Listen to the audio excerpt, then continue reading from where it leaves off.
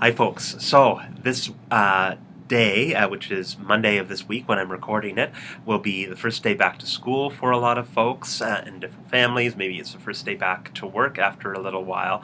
And this coming Sunday, we are getting fully immersed back into Sunday school with all of our different classes. And as a new beginning, we're going to be looking at that story of the baptism of Jesus, which was really the beginning of his earthly ministry here on planet Earth.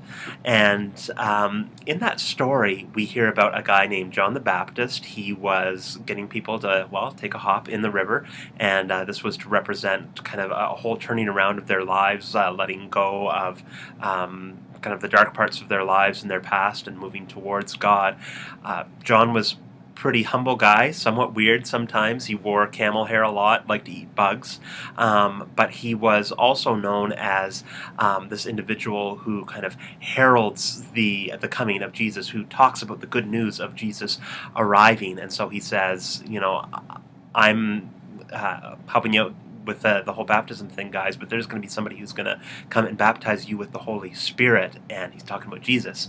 And then at the end of that story, we hear that Jesus does arrive, and in the midst of Jesus's baptism, there is this voice from heaven that says, "This is my Son, my beloved Son, in whom I am well pleased." And we find out that's the voice of God.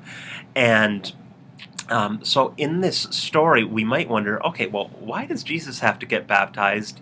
He's already God's son, doesn't really need to leave behind this dark past. But really, it's this idea that Jesus is entering into every aspect of what it means to be a human, and he enters not in this kind of like glorious, victorious way of entering into the world, but really humble and doing the same thing that a lot of other folks are doing in terms of getting baptized. And there's this whole mystery of then this voice from heaven and people responding to that. And there are aspects of it that we can explain in terms of that whole humility and the idea of Jesus beginning his ministry.